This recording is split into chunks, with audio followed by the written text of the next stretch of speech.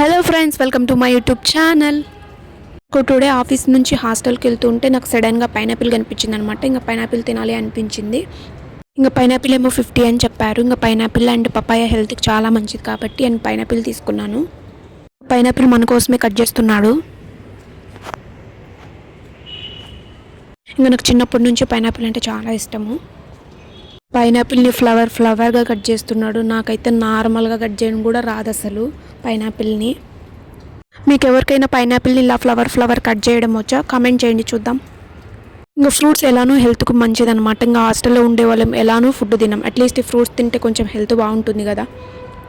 ఇంకా పైనాపిల్ అయితే కట్ చేయడం అయితే అయిపోయింది. మన కోసం ప్యాక్ చేస్తున్నాడు అనమాట.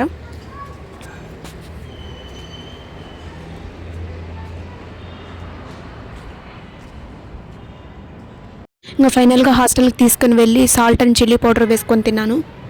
ఇంకా మీకు కూడా సాల్ట్ అండ్ చిల్లీ పౌడర్ నచ్చుతుందా, లేకపోతే నార్మల్గా తినడం నచ్చుతుందా? ఇంకా ఈ వీడియో ఇంతటితో ఎండ్ అవుతుంది. ఈ వీడియో కూడా మీకు నచ్చినట్లయితే లైక్ చేయండి, షేర్ చేయండి అండ్ సబ్స్క్రైబ్ చేయడం మర్చిపోవద్దండి.